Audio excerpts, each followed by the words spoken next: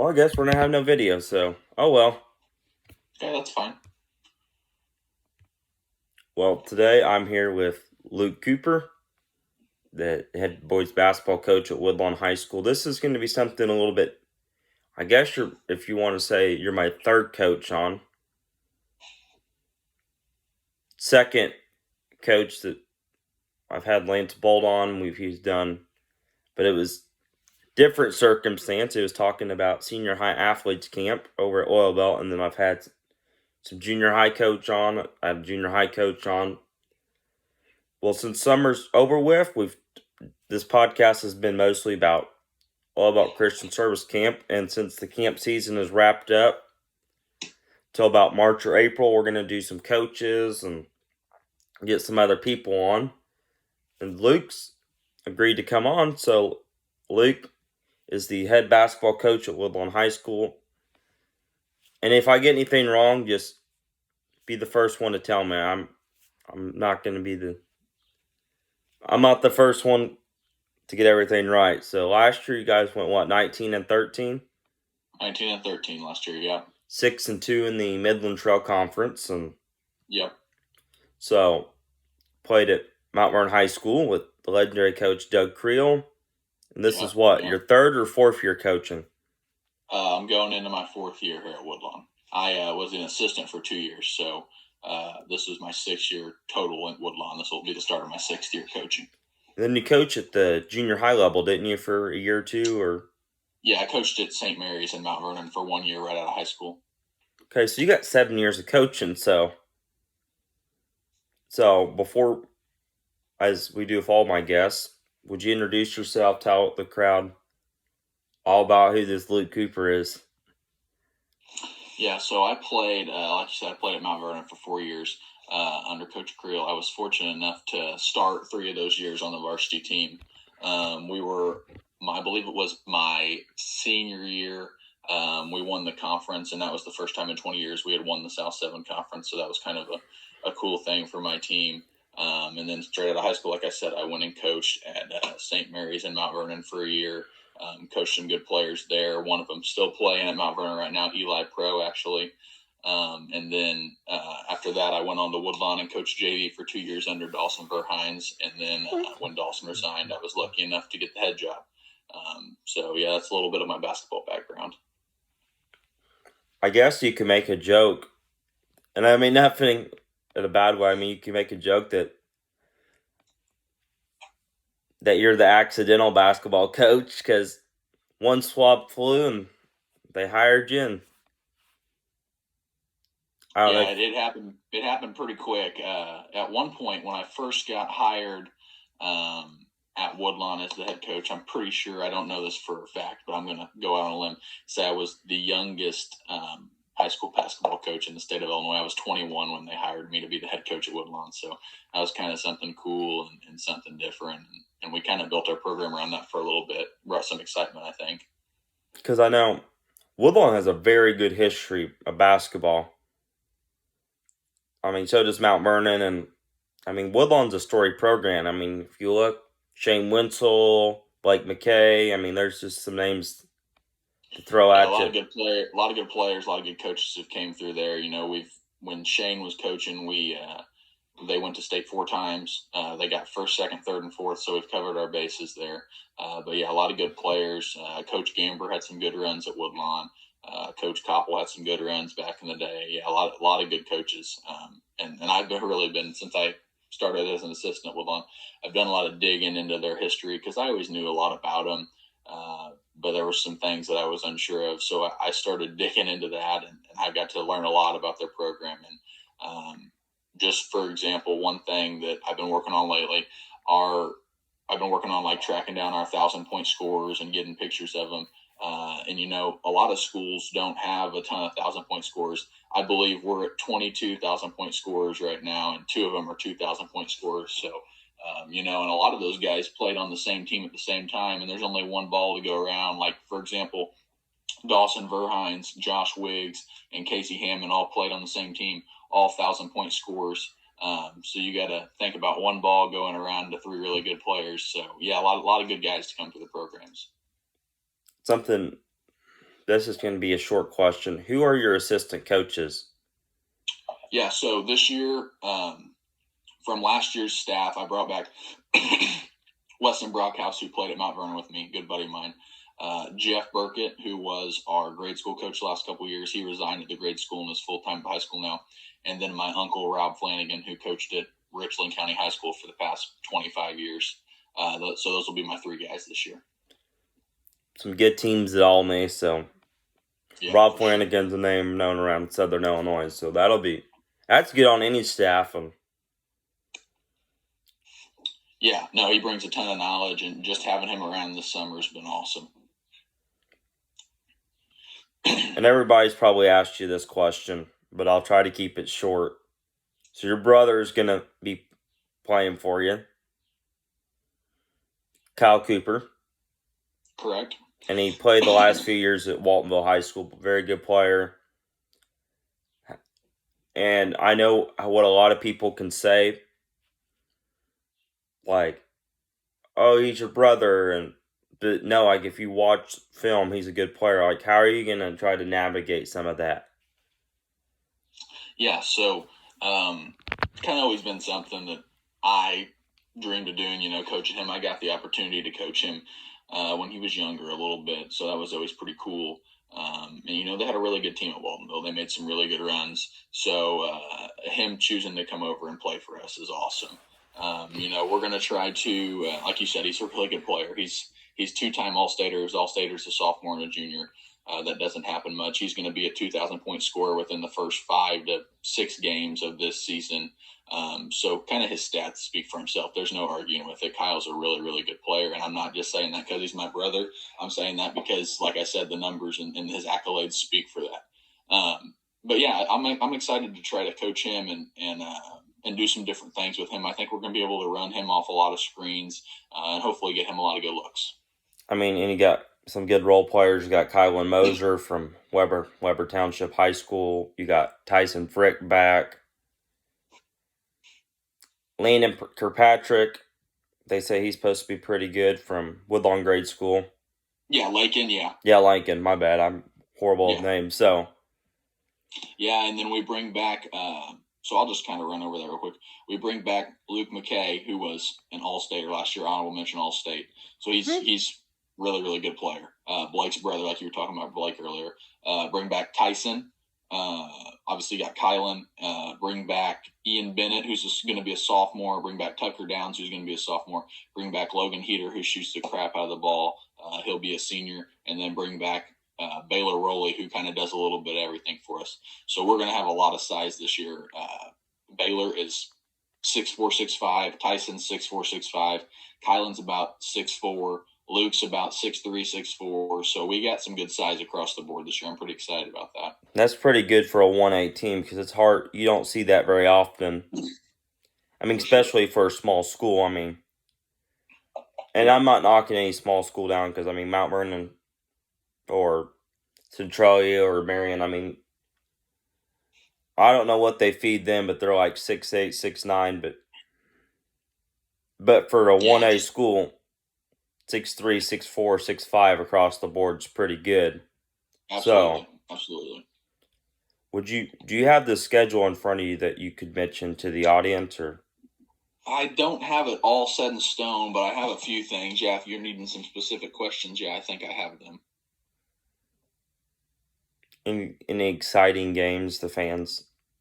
Yeah, so some new things. I'll talk about the new things on our schedule. So we will open up the year. We used to play Edwards County. Just didn't work out for this next year. So to open up this next season, we will play at home against DuQuoin, which is a new matchup for us. I think that'll be a good game. DuQuoin brings back their 2 best players from last year, and they were pretty good last year. So I think that's a good game to open up with, and it'll be at Sides Gym at Woodlawn. So hopefully we got a pretty good crowd on hand to check out the new Cardinals team this year. And then a lot of the other stuff stayed the same. We are the one big change was that in late February, right before the postseason starts, we're going to go to the Riverton Shootout up in Riverton, Illinois. It's a good 1A, 2A shootout, and you kind of see different people from different areas. So, like, we'll go up there. Waldenville's went up there in the past. I think Weber's going up there this year. So you got 3 Midland Trail teams going up there, and we'll play a good team, a good opponent from up that way. That is good. So you guys will still go to Dexter Thomas for Christmas, I'm assuming. Yep, still at Pinckneyville at Christmas, still at Carlisle to start the year. Those are 2 good tournaments right there. For sure, yeah, we have a lot of good opponents in those 2 tournaments right there. So those are good tests for us for sure. I mean, we run the joke last year, that Waltonville, and I'm not just bringing them up, just 1A school. And Diedrich too, you can throw Diedrich in there. I mean, you play bigger schools. I mean, you get better. Yeah, it stinks to lose sometimes, but you learn a lot when you lose compared to when you win. When Waltonville played Centralia, I mean, they only lost to Centralia by 4 points. I mean, Centralia's that makes you better in the long run for sure. And we see a lot of those. We don't always have the regular season matchups with the bigger schools like that. We'll have some 2As, but most of our games against opponents like that are going to come in our 2 tournaments because, at Carlisle you've got Oakville's a 1A and we're a 1A. Besides that, it's all 2As. It's Pinckneyville, Flora, Hillsboro, Carlisle. Carlisle's now 1A, but they were 2A the last couple years.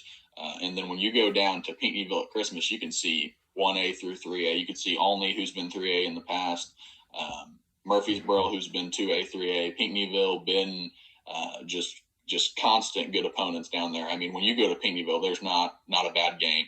And something we've done with trying to play, like you said, bigger schools, is in the summertime we pretty much play mainly bigger schools and opponents that we're not going to see. People like Nashville, Pinckneyville, people across that border. So I do want to have a fun question in there. So I don't know if I call it conference realignment because, I mean, there's been a lot of conference realignment the last, I guess, if you want to say 2 years. Sure. And I don't see Woodlawn going anywhere, to be honest with you, but is there ever a point, my question would be, I don't know if you've heard that Centralia is actually leaving the South 7 Conference. Yep. But, I mean, and I don't really see the Midland Trail breaking up. No, with the Midland Trail, we're solid. We're not going anywhere.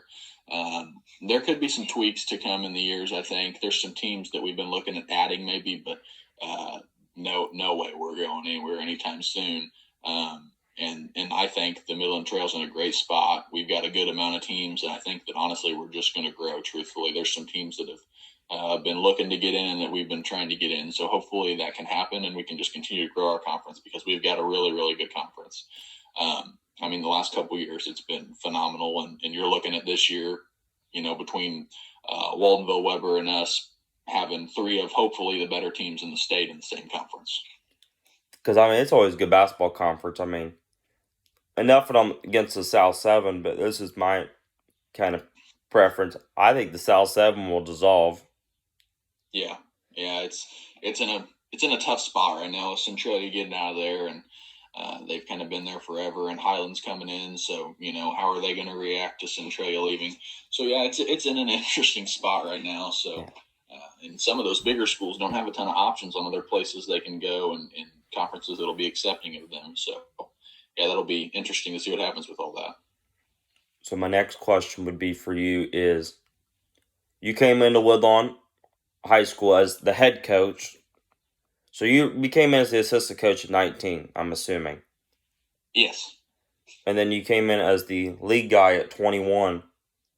Mm-hmm. How weird was it? And I mean, to come in as the league guy at 21 years old. I mean, most coaches in our area, just across the board, I mean, start at 30, 35, sometimes 25. Like, yeah, so when I came as an assistant, I was 19 or 20. Um, and, it was weird at first. Some of those guys are close to my age. The main thing, though, and I will always credit my years as an assistant there and my first year as a coach, those guys were close in age to me. They respected me. They listened to me. And they really let me coach them, as to where they didn't have to do that. They could have disrespected me, and they could have just been like, this guy's 3 years older than us. I'm not listening to what he's saying. They didn't do that. I had a lot of really good players, a lot of really good guys. But when I was an assistant coach, I think that I was able to kind of build relationships with a lot of those guys, and I spent a lot of time doing skill development with them. So they kind of were like, okay, he's going to work with us. He understands the game. He's trying to make us better. So then when I came in as a head coach, I think it was unique. Like, I think it was, me being young, we were relatable in a sense. So I kind of understood what they were thinking a little better than maybe what a 50-year-old coach would. So I kind of used that to my advantage, and kind of tried to pick their brains and get them to do the things I was wanting them to do in different ways than coaches might do normally, just because I was so close in age with them. But like I said, it really, this whole thing working out the way it has, I feel like we've built the program back up to where I kind of wanted it to be, and we want to continue to build it and make it better. This whole thing, though, starts with those first couple teams that I coached, and them being open and willing to listen to me and letting me coach them, and just kind of embracing that we were trying to get the program headed back where we wanted it to be. It's a great way to look at it. So, I'm going to make a quick comment before we go to my next question. So, we used to, when I played basketball, that was probably, goodness gracious, I'm not even going to think about how long ago it was. But I remember back in the junior high, they had I don't know if you've ever heard about Christian Service Camp over in Florida. Yeah. We used to they had Junior High Athletes Week, and they've recently brought back High School Athletes Week. And I remember in the afternoons we would play, which is funny, and I even say this at the high school level too, and Lance can vouch for it too, is so many times in high school, and in junior high level too, the kids don't know the fundamentals to the game. Yeah, they don't. It's a struggle right now with young kids. We're actually hosting another offensive skills camp just to cover that stuff. So what we used to do is we would do fundamentals, but on Thursday, I think they've kind of gotten away from it. But when I was going through, you would have they'd have Lincoln Christian University and St. Louis Christian College when they were still a thing.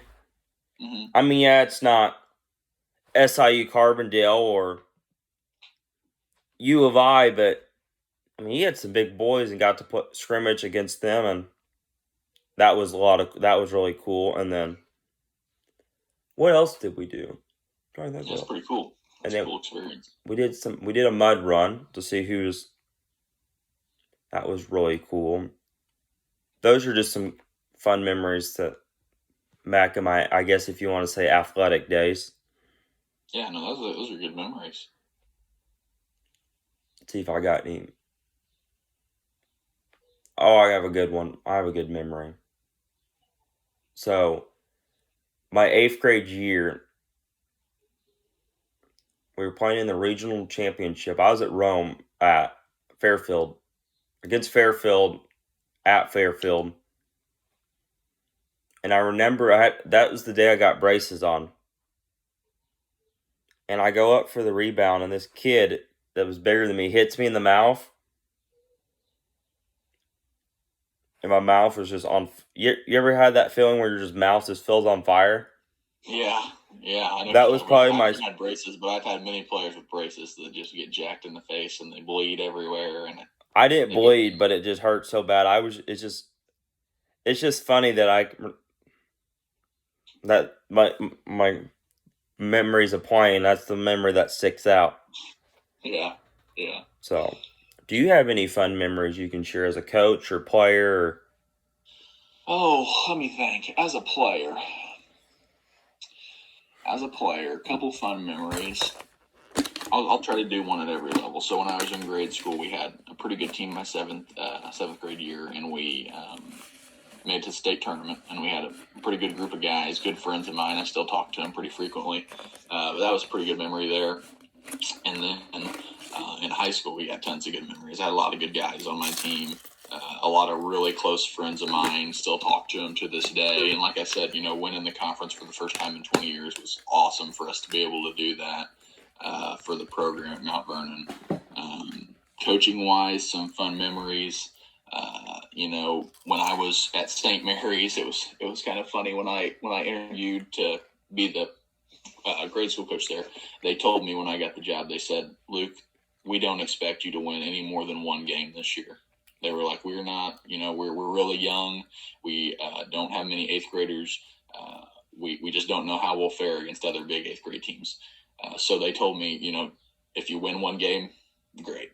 So we ended up winning, I think, 9 or 10 games that year. So that was a pretty good accomplishment to start off my coaching career. And then just at Woodlawn, the relationships that I've built with these guys and these families, and I've really reached out to our alumni and tried to build a relationship with them. It's just awesome. It's the Woodlawn basketball family we're trying to build and trying to just keep everybody involved and excited about the program.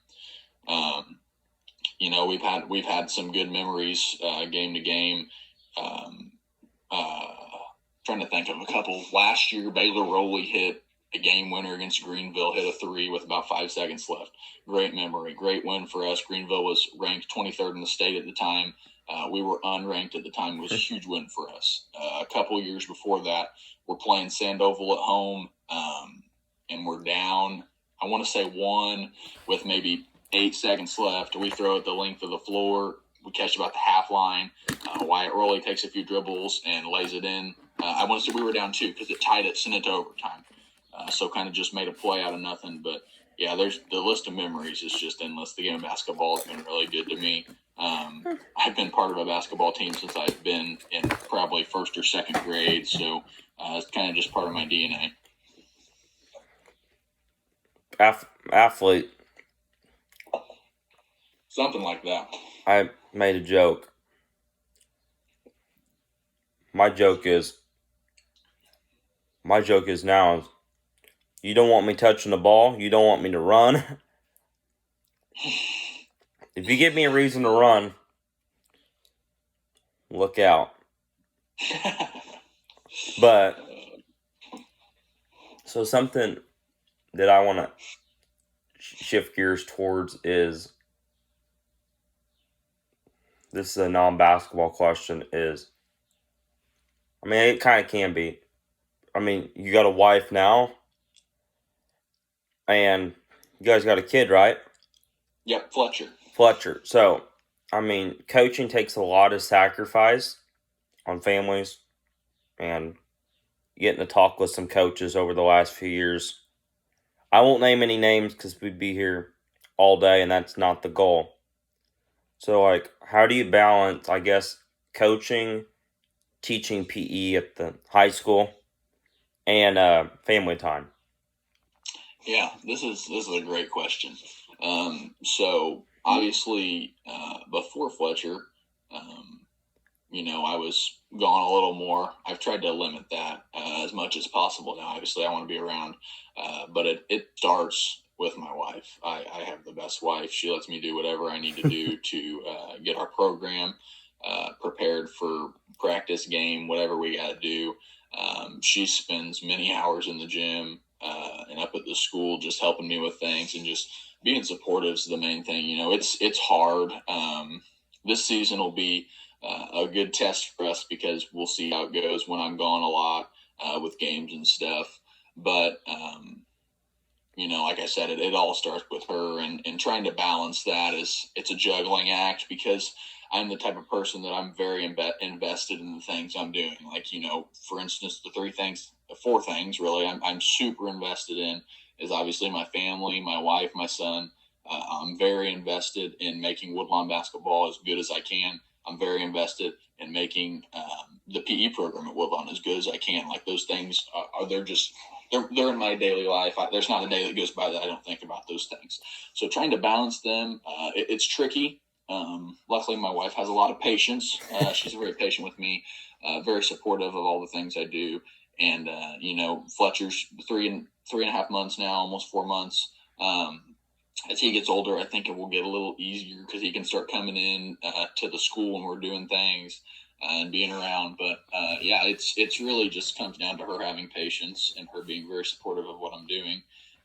And I really appreciate that a lot of her. So it's you definitely have to have a supportive spouse if you want to be able to coach and balance all those things, because there's many nights where she is on her own for multiple hours with Fletcher while I'm at practice at a game, etc. So, and then the same thing, she coaches. She actually is an assistant coach for the high school volleyball team at Woodlawn. So I'm going to be tied up on Fletcher duty to start the year here. So we'll see how that goes. So me and Fletcher will be riding around all the volleyball games. So that's the good thing. We both coach and we understand what it takes to be good and build a program and to sustain a program. So her having an understanding of that's very helpful, obviously. So we just kind of support each other and we make it work the best we can. Great way to look at it. So, so this year, that now that you're coaching high school athletes, I can kind of put my 2 cents in for a minute. In my opinion, really is my opinion. This summer, I got to help at a high school week. And I helped with that same high school week last year. And this year, and it's ninth grade only, so it's a weird age group to be helped. And like you said earlier, I'm only 4 or 5 years older than these kids. But I told these kids I can relate what a lot of these kids are going through, because freshman year is rough, not just for high school, but this year. So last year I had, in my small group, I had a lot of athletes. And this year, I come to find out I have more 4-Hers, but this year I had some athletes as well. And you try to be honest with them as much as you can. And something I always try to say, Kevin Kalklaser, I don't know if you know Kevin Kalklaser, he's coached at Newton in Effingham junior highs for, I don't even want to count how long he's coached for, assistant. But he said this one time that you're not going to play sports forever. You're just not. I hate to say it that way, but something that I tried to steer him toward, and I know a lot of our coaches do too, is sports is not the only thing that matters. Like you mentioned, like your family's important, your wife's important, the kids you work with.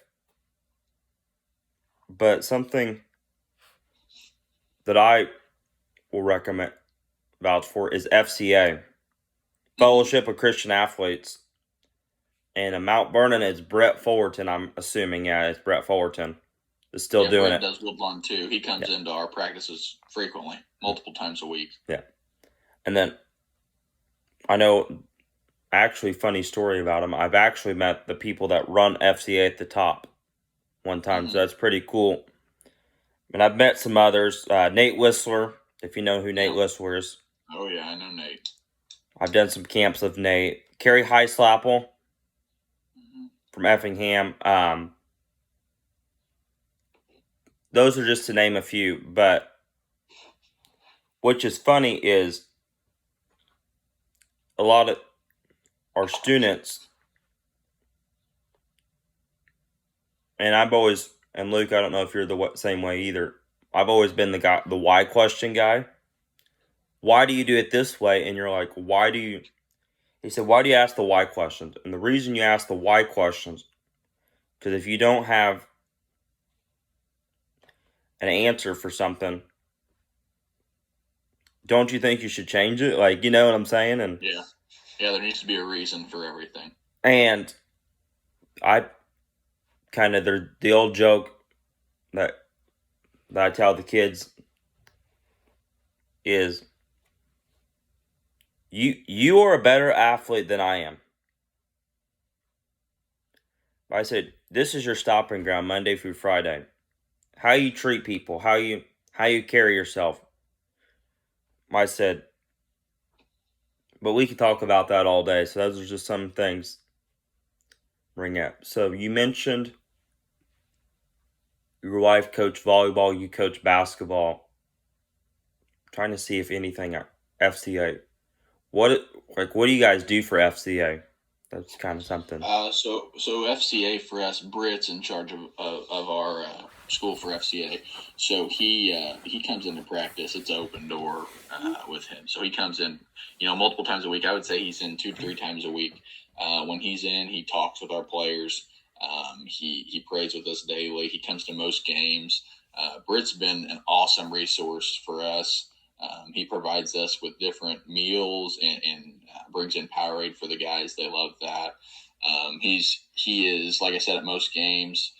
Britt comes into camp every summer. I've got pictures. Britt has done so many good things for our program. He comes into camp. He's passed at camp. He's hit people with the pad. He'll do anything you ask him. He's kind of just there to serve and build relationships with our guys. And our guys have really embraced that, and they really enjoy having Britt around. And I've seen our guys, as he's been around more, kind of start seeking him out. Britt texts me multiple times a week, checks on me, asks if there's anything he can be praying for.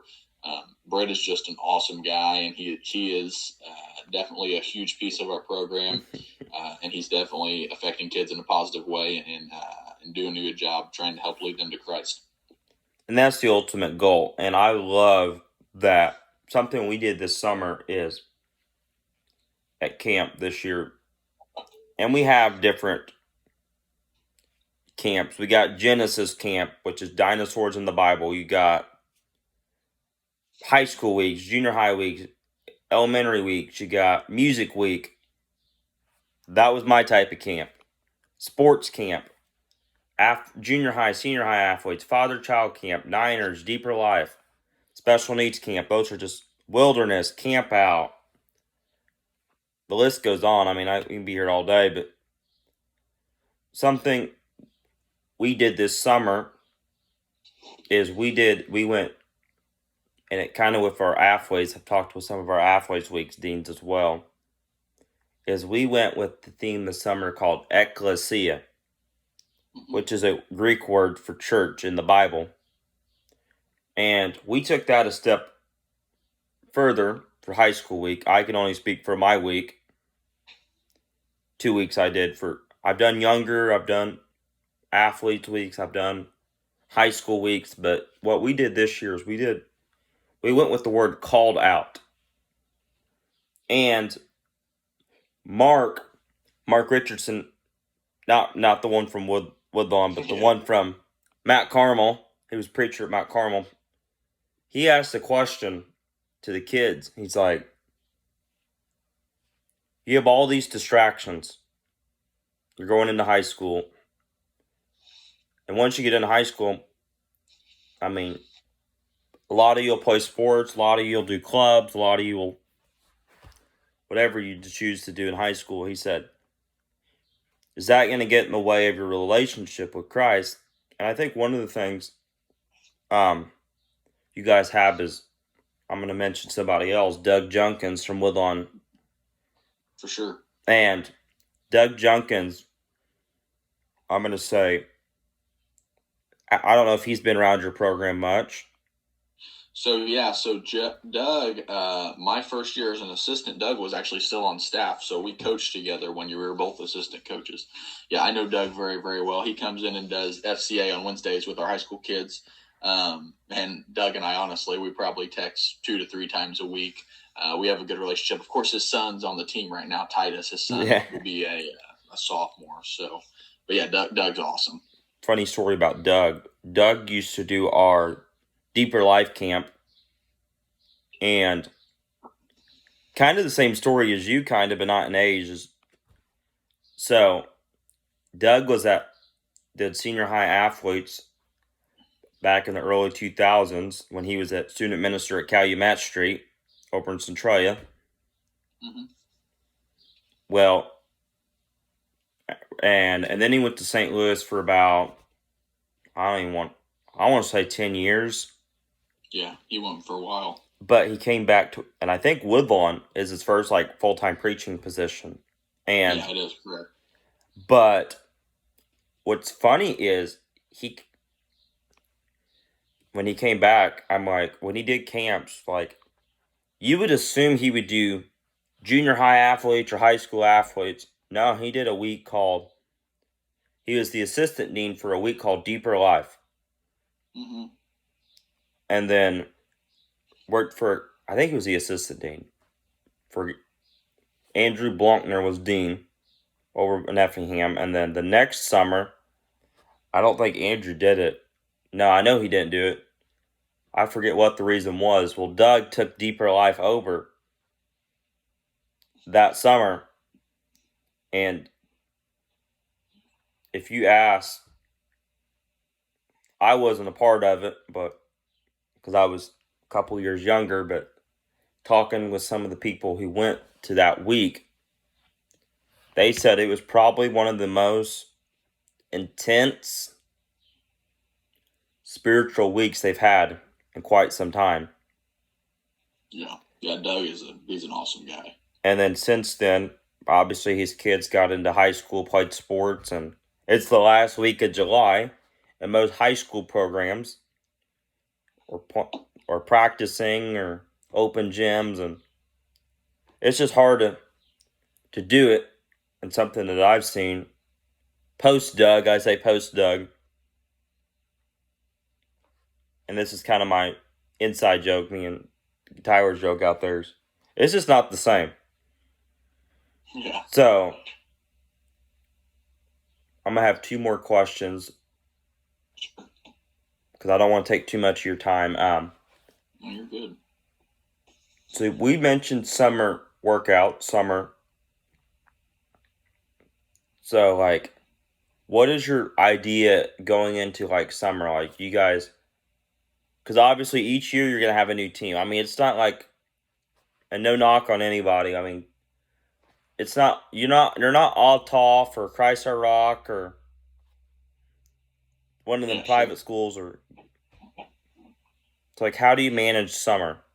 Like, Sure. So, like, when I'm approaching a summer, so like at the end of last season, I'm looking at who are we bringing back, and luckily for like this season, we bring back everybody besides one senior. We lost Braden Smith, who played some minutes off the bench for us. So we brought back all 5 starters. So to start, that's okay. That's good. So they have a good basis of how we want to do things. And a good understanding. So then we can kind of build from there. So like this summer, we got to do a lot more advanced things than I would do with some teams if we were bringing in all new varsity guys. So I look at that. And then so like this year, I thought, we bring back our 5 starters. We won 19 games last year. We should be pretty good the next season if things play out like we think they should. So then I start building our schedule. So we played, this summer we played tougher opponents than we might some summers. So the way high school works, in the month of June, you can play and practice in the month of June. Besides that, you can have open gyms here and there. And you can lift weights, but you cannot. So I cannot coach the players besides in June. So you get 20 contact days. So we used our 20 days this summer, and then we've just kind of been lifting weights and having open gyms since. But we try to do some skill development stuff with our guys here and there. And I'm just big on if each player can get better over the summer, then your team's gonna be better the next year. This next question before we wrap up actually goes with this question. Who are some of your coaching mentors? Obviously, you played for Coach Creel. You've seen some great coaches. Sure. So some of my mentors right off the top. Obviously, these are guys that I talk with frequently. So my uncle Rob is a huge mentor of mine. I've spent many, many hours on the phone, sitting down, talking with him. Now that he's on staff, we meet weekly, if not daily, and talk about things. He's helped me so much. And then Coach Creel, I've spent some time with Coach Creel. He's out at Woodlawn a lot, actually. He substitute teaches, so we will meet at lunch sometimes and talk. He helped me with our 131 a lot last year. He gave me a lot of tips and pointers on it. Brian Gamber, who coached at Woodlawn a few years back, coached at Ridden Lake the last couple of years, and now he's at Mount Vernon. He's our principal at Woodlawn, so I see him frequently. We talk basketball daily. He's given me a lot of good advice. And then Shane Witzel still works out at Woodlawn. I have lunch with Shane every day. Shane has helped me understand Woodlawn, understand the program, and just how they used to do things and how people are, and just giving me great perspectives and great ideas. So those four guys play a really, really big role. And then obviously there's coaches that I at the college level and at different high school levels that I try to steal things from and duplicate. I've spent a lot of time watching Centralia's teams and watching Lee Bennett. I really enjoy the way he plays. I've met with him a few times, but we're not really, we don't talk frequently, but I picked his brain a few different times. And then at the college level, I loved Coach K. I like John Calipari, Matt McMahon, who was at Murray State, who's now at LSU. He was a great coach. Those are just some of the guys that I kind of stolen stuff from. And then, like you said, the first five guys I listed: Rob, Coach Creel, Coach Witzel, Coach Gamber. Those guys are people that I talk to pretty much weekly. So, last question before we wrap up: is there anything you want to say, maybe about your team or to the community, or just anything you want to say before we call it a wrap? Yeah, sure. So, we're bringing back everybody from last year, and we were fortunate, had a few guys move in that can play a little bit. So, I do this every year, no matter what my team's like. I encourage people to come out and watch us and support us. The athletes and the coaches and the cheerleaders, everybody involved in a basketball game puts a lot of effort and work into it. And we just really like when the fans come out. It's rewarding for the kids. They work really, really hard in the summer and then in practice when we start. So having a nice crowd on hand is always fun for them. So I fully expect that when we open up our season against DuQuoin, that we'll have a nice crowd inside the gym, and hopefully it's a good atmosphere and really just sets the tempo for Woodlawn basketball next year. So yeah, just hope we get people out to watch us. Well, Luke, thank you for your time. Good luck on your season, and thank you for everything. Thanks for coming on. Yeah, no, thanks for having me. I appreciate it. Okay, bye-bye.